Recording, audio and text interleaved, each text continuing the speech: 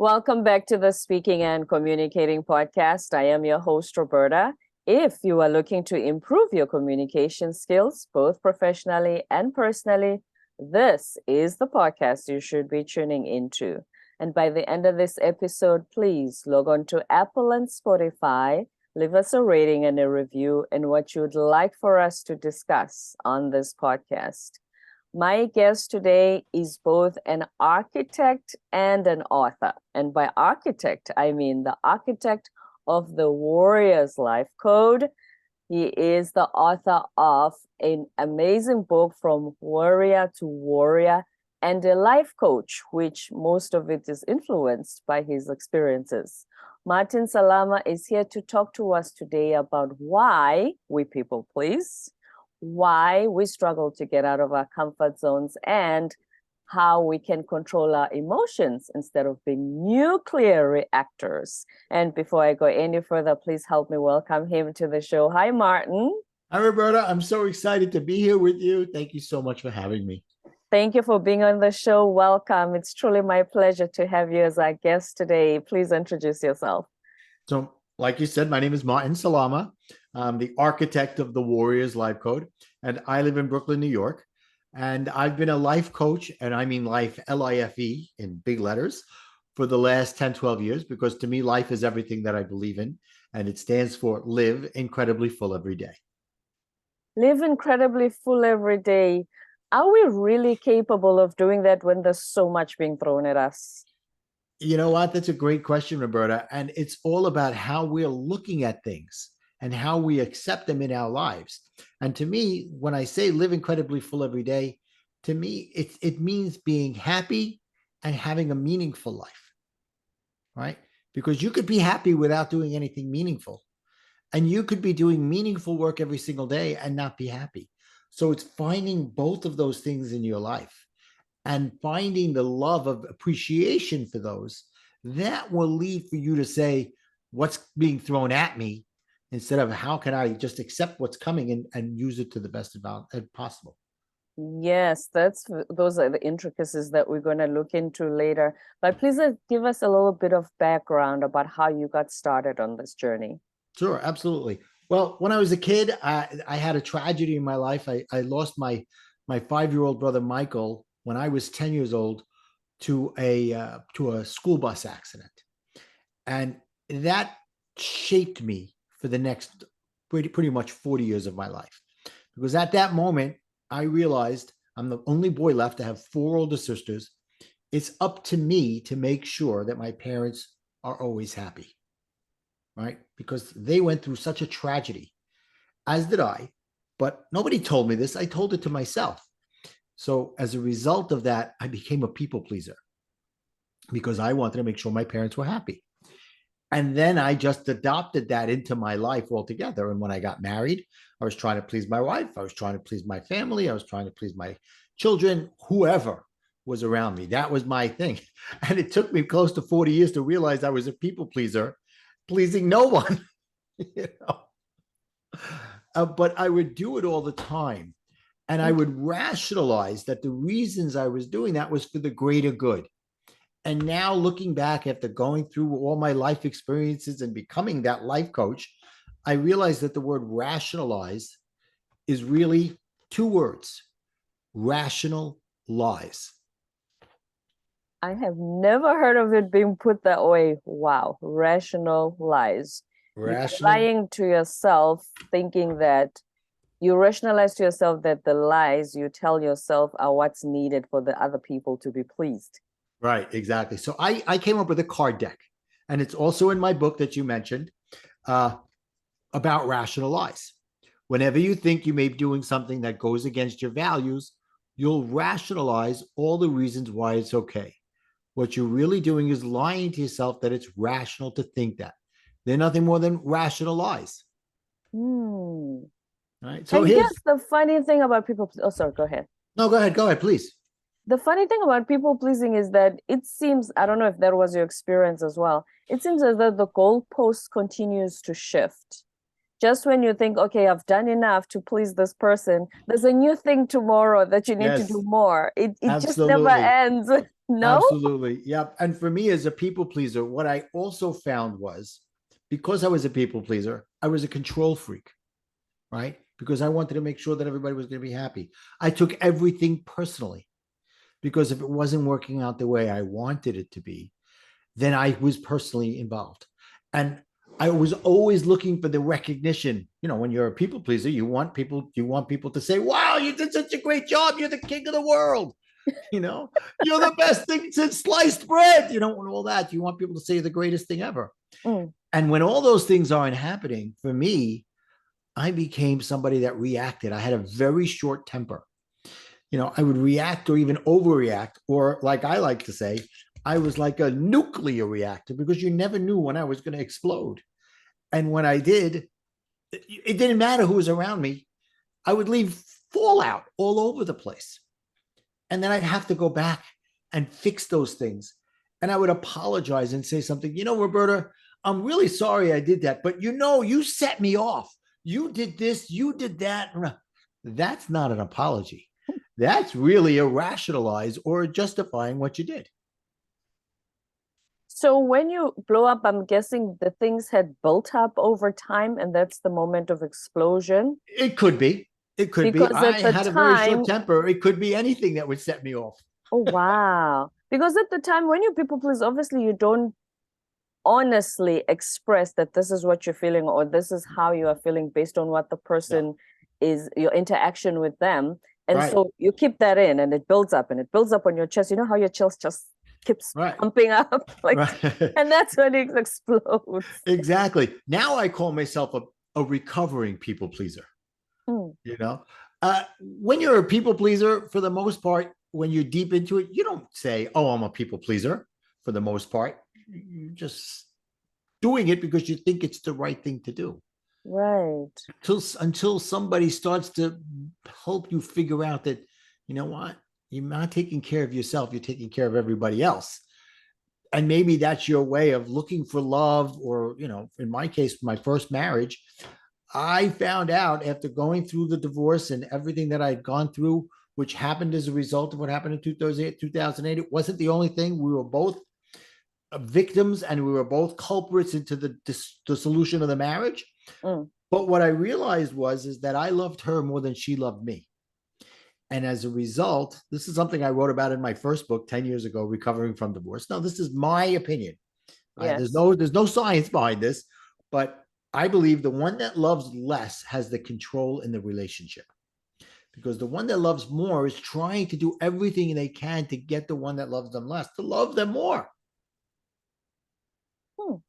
You know, so they'll go out of their way. For me, you know, every relationship you want to make your partner happy, Yeah.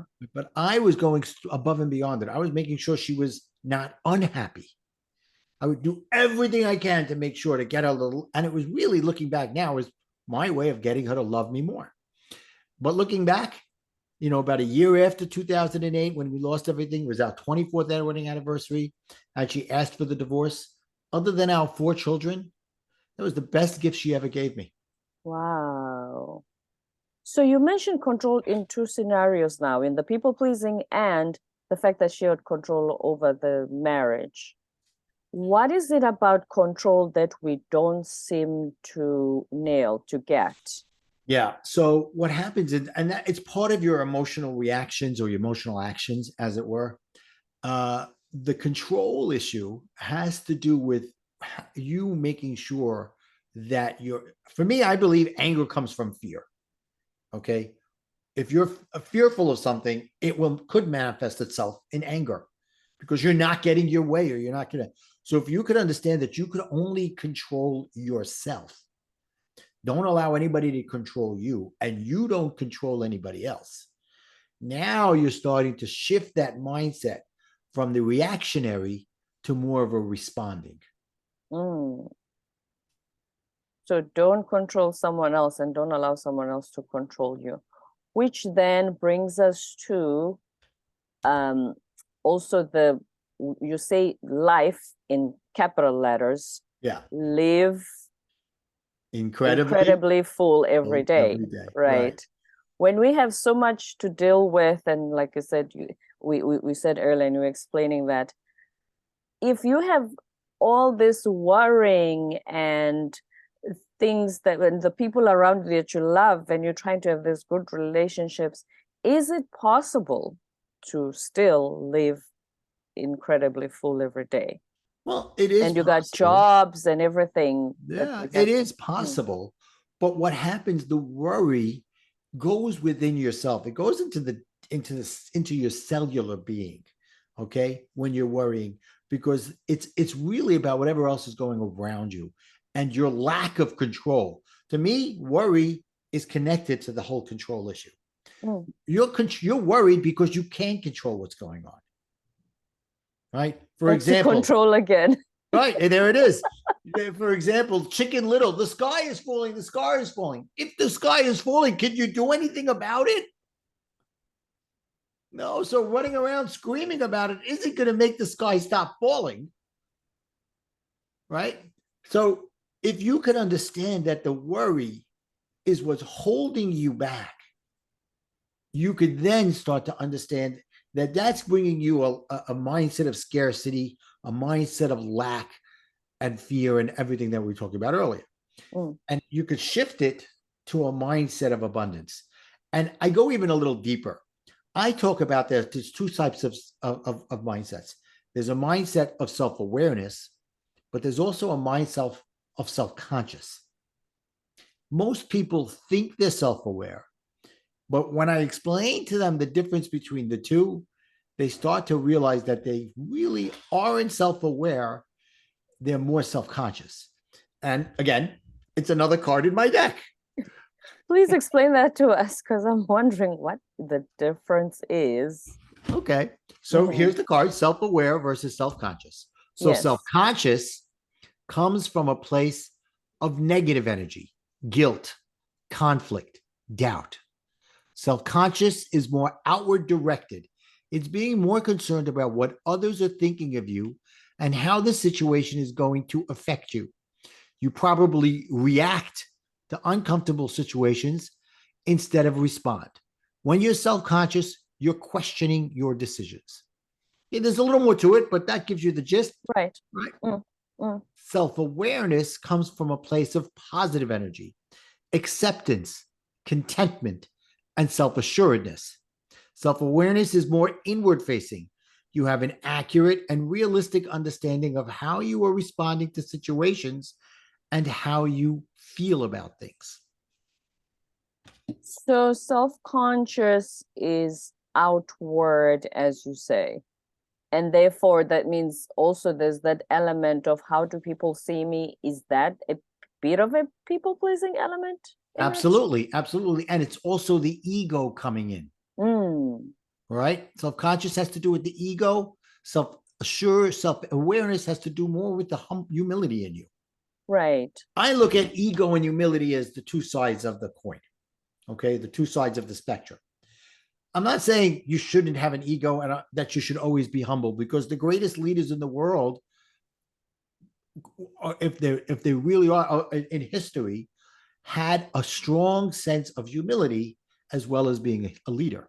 Mm. So it's understanding where you stand in as a leader and not trying to force your beliefs or whatever it is you're leading on onto others. So Isn't that, also, sorry, go ahead. yeah, so that leads to the whole thing of when you're being self-conscious, it's your ego feeding you, or you're wanting to please others, which is your ego again. Mm. Isn't that also I think they say we have two or three personalities, who we truly are, how we want to be perceived, or how we think we're being perceived, or something like that. Right. And how And others perceive us. and how others perceive us. Sorry, that's the third one actually. Right. How others perceive us. So the self-conscious would be how we want to be perceived. Yeah. Yeah. The How we want, picture we're painting, the mirror, the right. mask, How we sorry. want others to look at us. Ah. Okay. But really, is it a mask? Is it a facade? Is it really you? or are you putting on the airs to prove to someone else that you can be, do, or whatever? What if someone listening thinks, but isn't that me trying to be better? You know, the growth, you're a life coach. I'm trying to be a better version of myself. What would you Right. say to that? Oh, yeah. So first you have to question, are you being a better version of yourself for you or for someone else? Right. So, for example, I had already decided when my wife asked for the divorce that I was going to life coach training. Okay. And I could have easily said, oh, great, whatever I'm going to do here, or therapy or coaching or whatever I was going to be doing. Am I doing it because I want to save my marriage? Am I doing it because I want to win her back? Or am I doing it because I want to be a better me? Do I want to be a better me for her? Or do I want to be a better me for me? Hmm. And when I made that switch in understanding, okay, the marriage is gone and it's over. And looking back now, like I said, it was a great gift because going through the life coach training, I learned all of the things that I thought were, that's where I learned that I was a people pleaser, that I knew I had a short temper, but that I was a control freak and that I needed the recognition and all those things. Right. Right. And it was at that time that I said, okay, I need to become a better me and stop being that people pleaser. So one of the first things I started to do was say to myself, I'm going to take care of myself first, as long as nobody else is getting hurt in the process. Right. If I'm going to say, I'm going to rob a bank because I need $1 million, well, that's not a good thing. You know, Somebody's gonna get hurt. someone's going to get hurt. Right. So as long as it's right. And that helped me to build my self-confidence, my self-awareness, my self-esteem, and start to like myself. I was afraid. Part of the reason why I was afraid of getting divorced was I was afraid nobody would ever love me. And that was Oh, because oh, deep down that's a inside, big one. I didn't think I didn't love myself. So why would anybody love me? Oh, that needs a moment because there's so much we do in the quest for being loved, which is a human need, a basic human need. Nobody should be knocked for wanting that. But I think maybe what you wanted to talk about in that regard was the reasons you do things in order to think that love is then going to come. Exactly. That goes back to what I was talking about, that the one that loves less has the control, Hmm. because the one that loves more is trying to get their love by buying it or doing things to get it. So now I'm very happy to say, you know, after going through this life personal transformation and coming up with that life acronym, because I learned how to like myself and even better love myself, right? I then was ready to start dating. And because of what I learned through going through coach training, when I would go on the dates, I would kind of like interview them about what their values were, because I wanted to make sure that I was finding somebody whose values were aligned with mine. Because I realized that when I was 23, 24 years old, getting married, if I knew what a value really was back then and understood it deeply, I might not have gotten married. Now, I had many years of happy life. I have 4 beautiful children and 8 grandchildren, and we do still have to coexist and co-parent at times, right? But who knows? I might not have gotten married because I would have realized the difference between us and Hmm. understand where we could be going. So now when I would go out on dates, I would go on the dates with learning about the woman on a different level than before, because I want to understand their values and if they aligned with mine. So one day I was on a date and this woman was checking off all the boxes. And we went out again and again, and it just kept on going that way. And about a month into it, I said, I got to tell you something. I don't need to hear it from you, but I'm falling in love with you Hmm. because I love who you are. And I love that you see me as I am and you're not trying to change me. That's big. Oh, that's especially for us women. Not that, yeah, that's big. Right. Yes. And happily, we just passed our 5th wedding anniversary. Congratulations. That's Thank you. big. Yes, the thing about values, and wouldn't you say if you suffer from people pleasing or the self-conscious definition instead of self-awareness, that then the values take a backseat in that regard? They do. They do, because when it comes to people pleasing, you put yourself last. So you put your values last because you want to please everybody else so that they will be happy with you. So then you can get the fuel to maybe like yourself. Mm-hmm. So let's talk about the Warrior's Life Coach.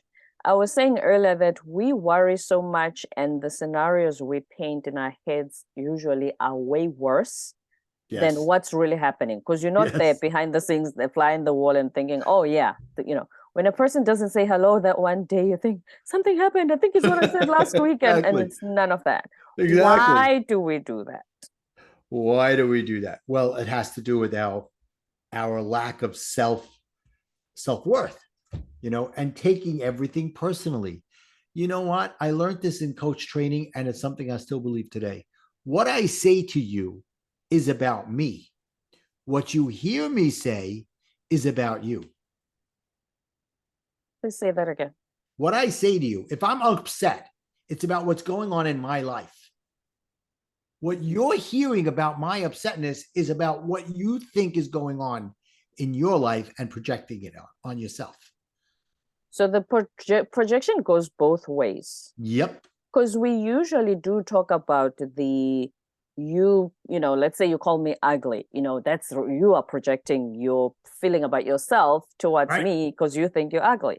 But Exactly. then it goes both ways. I never thought about that. Yeah, it goes both ways. Because if I tell you you're ugly, you believe it because you have, if it's someone that you care about that tells you you're ugly, you'll believe it because why would they say something that to someone they care? Now, if a stranger is walking on the street and looks in and say, you're ugly, what are you going to say? Screw you. What do you know? Whatever, go away, dude. Exactly. The power of the relationship will decide that, right? But so somebody comes home, like when you come home, if you have a dog, the dog doesn't remember that you left them there all day. They're happy to see you. They're jumping all on top of you. They have no memory of the day, right? But now imagine you come home and you've had a bad day and you walk in and your spouse is happy and whatever, but you've had a bad day. So you snap at them. Is that about them? Or is it about what your day did to you that made you do that? So So you now take that they out take it on them. personally. They go, oh my God, this guy's an ass. I didn't do anything and he's attacking me. And then they react, which They then react. yes.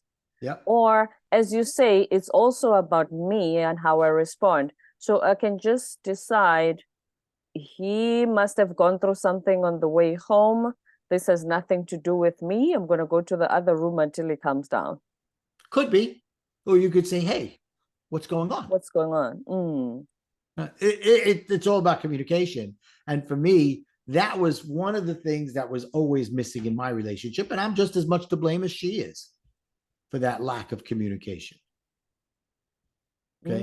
And part of that had to do with the way I would react to everything. What I learned when we were going through the divorce, and this was interesting because I was also going through coach training. Yeah. So I was learning skills, and now it was about me learning them for myself and also using them in the world. So she used to call me up and say something like, I don't want to fight, but. And immediately she pushed the button in me that went, okay, let's get ready to Fighting rumble. time. They only Let's say get the ready to but. rumble, even if it was over the phone. And I would lose it because, okay, whatever she's going to tell me is going to set me off. And then she'd say, I just told you I didn't want to fight. And look what you did. So once I was more aware of it, I'm not even going to say I was more self-aware. I was aware of it or conscious of it. Okay. Now I had to shift it from self-conscious to self-aware. Right? Because self-conscious is, okay, you're looking for me to get going. You're looking to get a reaction out of me. I'm going to give it to you. Okay. So now I would say, oh, really? Okay. You don't want to fight? Okay, great. Goodbye. That was my first reaction. I'd hang up on her. She'd come back, what the heck was that? Well, I said, well, you didn't want to fight, so I hung up. And then from there, I conditioned Particularly. myself and Mm. her to take that word out of the dictionary, take that phrase, because it wasn't serving me. It wasn't serving her. And as soon as she recognized it, it wasn't as if I said, "Oh, I'm going to coach you now." You know, No. because anything I was going to say didn't matter anyway. We were getting divorced. But Mm. it was enough for me to use that. And I started to build my emotional strength as a result of that. How do you do that now? Let's talk about solutions, because Yeah. a lot of us do suffer from some and quite a lot Right. of the things you've talked Right. about today. So how do we transform and make this shift Yeah. to So, this how we make our self-awareness? shifts from confrontations to conversations. Yes. You like that? Confrontations to conversations. And just to highlight one thing earlier, I like how you, when I said, I'll just go to the other room and let you come down until you're ready to talk. I have recognized that, well, self-awareness, that I'm conflict avoidant.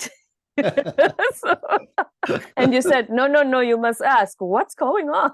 No, it's not the only solution. There are different ways to handle it. It all depends on how you're feeling at that moment and Right. what you're willing to get into and not get into, and based on how they're feeling too. If you think that they're going to be a nuclear reactor, why would you set the fire to the nuclear reactor? Good point. There's different times for different things. That's People right. think life coaches teach you to never get angry. Oh, no, I No, hope not. no, it's not possible. It's not possible. Gonna be in La La Land and feel like you live in a Buddhist Right, temple exactly. 24/7. Yeah, no, this is life. So, Yeah. but it's about understanding what happens when you get angry. Hmm. So for me, I took the word life again and I made another acronym. And the first one is listen to your inner voice and acknowledge your emotions. For example, someone says something to you and you get angry. Acknowledge to yourself that you're angry. Now, it takes practice. It doesn't happen overnight. But you could always go back later and review this and build on the awareness of what you're doing so that it becomes like muscle memory. So the first one is listen to your inner voice and acknowledge your emotions. The second one is there's a difference between emotions and feelings. Okay. Look at your face. You're like, really? What do you I'm mean? like, I'm waiting for this. So an emotion is that immediate thing you feel, right? I'm angry. What kind of anger are you? Are you uh, are you high anger, like enraged, or low anger, like I'm ticked off? Mm. Okay, so here's from my book, Warrior to Warrior. You also Emotions. said name the anger, the emotion. So I identify your feelings. Yes. So emotions begin in the subconscious. Feelings filter into the conscious mind. Emotions are more general, but can be more challenging to dig into and define for ourselves. Feelings are specific and are typically easier to identify once the emotion begins them is identified. So here's emotions are happy, caring, fearful, depressed. A feeling of emotion of happy is delighted. A feeling of caring is passionate. Of fearful is terrified. Angry, affronted. Okay. So what did I do? So I have in the book, there's a QR code, and I'm going to give it to you, tell your audience Yes, now. You can go to connectwithmartin.com, which we'll talk about a little later as well. for sure. And you can get a chart and a worksheet. The chart shows all of the emotions across the top. There's 7 or 8 different types of emotions. And then below each one of them are 3 categories of that emotion: strong, medium, and light. So I'm angry. Is it a strong feeling of anger? If it is, what kind? Like I said, I'm enraged. So identify. So on the worksheet, you write, listen to your inner voice and acknowledge your emotions. I'm angry. Identify your feelings. I'm enraged. Now, by giving it words, by giving it meaning, you start to understand how it's affecting you. Mm. All right. And what's going on? The third one is find out why. Find out why and question your feelings. Why am I feeling this? Did Roberta say something to me that I took personally? Why is that? Why am I taking that personally? What's going on? Be like you're cross-examining yourself like you're on trial. You're the prosecutor and you're the witness in the witness stand at the same time. Mm-hmm. Right? And then the last one is engage and change. Engage and change and take action. So it all sounds good in theory. So how about if I give you a practical situation that happened to me? Let's practice it. Okay. Oh, All right. I'll so give you happened to something you. that happened Oh, to go me. ahead. We're gonna listen. Yeah. So it was 2 or 3 years after my divorce. My son was getting married. I was living in New York. My ex-wife and my children were living in New Jersey, and the wedding was happening on Wednesday. And we have a tradition in our community. And now I come from an Orthodox Jewish community, which means on Saturday, I don't use electronics. I don't drive in the car or anything. Okay. Starts from Friday night to Saturday night for 24, 25 hours. We don't use electronics. We don't anything. So they're 60, 70 miles away in New Jersey, and I'm living in New York. We have a tradition in our community that sometimes on the Saturday before, when the boy goes to synagogue, he goes up to the Torah, and then they have a lunch for him afterwards, the family, and so on and so forth. So we didn't discuss it. I didn't know it was going to happen or not. I didn't think it was happening. And my son came back to New York after the weekend because the wedding was going to be in New York, and he was living by me a little bit because he was still going to school in New York. He comes, Dad, I'm so embarrassed. I said, what happened? He goes, Mom made lunch, invited my future in-laws, and you weren't there. Now, the old me would have freaked out on him, would have freaked out on my ex-wife right then and there. I would have been a nuclear reactor. Okay. So who am I satisfying by doing that? My ego, my self-conscious. I'm rationalizing that what I'm doing is the right thing to do in the moment. Instead, I said, okay, how do I feel? Listen to my inner voice and acknowledge my emotions. I am angry. What kind of anger am I feeling? I identify it. I'm enraged. I'm ready to rip somebody's head off. Okay, find out why. Why am I feeling this? I was just given with information that this happened, and this person who I was with for 25 years couldn't come out of her way and say, this is what's happening. She's embarrassed me. She's sending a message to the children. All these things are going through my head. So I'm writing all this down. Is she hurting me? Yes. Why? Because she's disrespecting me in front of everybody. And I'm thinking to myself, if I do this right now, she's going to be upset. My son's going to be upset. They're going to go to my family and say, there he goes again, freaking out. And the wedding is going to be with this shadow over it, with a cloud over it. So I'm working myself through these emotions and these feelings. And now I got to make a change. I got to do something. I got to engage in change. So I said, this is what I'm going to do. I'm going to wait until after the wedding. And then I'm going to address the issue. Because doing it then, all I'm doing is serving my ego. So I waited till a couple of days after, and I actually called a family member and said, this is what I'm going to do. I'm going to have a controlled anger to the situation afterwards. Went to the wedding. I compartmentalized it. I put it away. I didn't think about it. Had a beautiful time at the wedding. It was a wonderful event.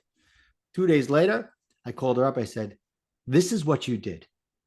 This is the message you sent to our children. This is the disrespect you think you have it over on me. Great, beautiful. You had this event without me. What did you prove? And I went through this whole thing. Whether she heard it or not, it didn't matter. It didn't matter. But I was controlled anger. I was getting out my feelings. And here's the beauty. At the end of it, I told her, thank you for divorcing me. And that gave me the closure to move on in my life. Wow. first things first, when we are enraged, it's very hard to hold on for that long. Oh yeah. Oh yeah. Like to It even takes be at practice. the wedding, you need to smile at the guests and be there for your son and do all the dad necessary Yeah. duties. It really is, it can be challenging to hold on for that long. And like you said, then you called the meeting. I think also that time, the time that had gone on until you called the meeting, you were able to rationally have that discussion, because had you had it right there and then when your son told you. Yeah. Whew. Yeah. But I went to someone I cared about and said, I've got to vent here. I've got to get rid of it. I actually have something in my course that I call the snake in the grass. Go find somebody that you could go with. And originally, when I gave this exercise to one of my clients, I told them just hit a pillow. Just keep hitting the pillow in anger instead of wanting to do something to the other person, and have someone you care watch you do that and ask questions to get it all out. She went into the forest with her friend, found a dead snake, and beat the crap out of the dead snake. I love that. So I turned it into snake in the grass. But I got my feelings taken care of in the moment. In the moment. That was an early version of someone who needs to learn how to control their emotions. It's a step-by-step process. It's not going to happen overnight. For sure, not overnight. And then how do we transform into a mindset of abundance? As we were talking earlier, a lot of our choices are based on fear, scarcity. Right. So it's about understanding you have to change I can't to how can I? Or if you wake up every morning and say I have to go to work, that's a mindset. That's fear-based. Okay. I have to work because I need to eat. I need to have some place to live. I need to provide for my family. Right. If you could switch it to I get to work, and as a result, I get paid and I get to have a wonderful life with my family, and I can go out for wonderful dinners. And if you don't love your job, figure out something else to do. But while you're at your job, give it your 100%. And have a different perspective about it. Does that change your feelings about the job when you hated it before? If you say, I get to? It could. But if you wake up every morning saying, oh my God, I can't believe I got to do this again, instead of waking up with appreciation, then of course every day is going to be the longest day of the year. That's a very long life too. That's right. The day of dread every day. For sure. Martin, is there something you wish I could have asked you that you wanted to share with our listeners today? No, you did great. I went into so many subjects here. I think we did fantastic. You have so much that is empowering us to do things differently and live incredibly full every day. So thank you so much. And before we go, so my pleasure, please share where we can find your book again, details about it, and also your social and websites. Absolutely. So I made a website, warriorslifecoach.com, but I also have connectwithmartin.com. You can go on there and click on a link. It'll take you right to Amazon to get my book. You can get the cards from there. You can get the worksheet that I was talking about earlier on building your emotional strength. Free. That's a free gift. Thank you. Okay. So and you could also, if you're interested in having a conversation with me, there's a button there to let's talk. Let's find out what's going on and see where it can take you. So I have connectwithmartin.com. I also, of course, have a Facebook page under my name. I have Instagram, The Warriors Life Code. And one of the things that came out of my divorce was I learned how to cook to the point that I love to cook. Right? Did you learn after going through the divorce? While I was going through the divorce, I learned how to cook. I always knew a little bit, but become a really decent cook. And when I got married again, my wife doesn't like to cook and she works in corporate America. So I'm the chef in the house. I'm the cook. That's beautiful. I developed a YouTube channel. So you go to Martin Salama on YouTube and you can watch me cook and coach at the same time. That is amazing. I love the combination. Which I always say food is one of the reasons it gives us, if you are passionate about food, usually you're passionate about life. Yeah, I agree with that. There's no question. At least that's my personal philosophy. Right. Martin, Salama, thank you so much for being on our show today. Absolutely love your energy, very contagious. Thank you, Roberta. Yes, that was Martin Salama, the architect of the Warriors Life Code, author, and a life coach. Thank you so much, Martin. And don't forget to subscribe, leave a rating and a review on Apple and Spotify, and stay tuned for more episodes to come.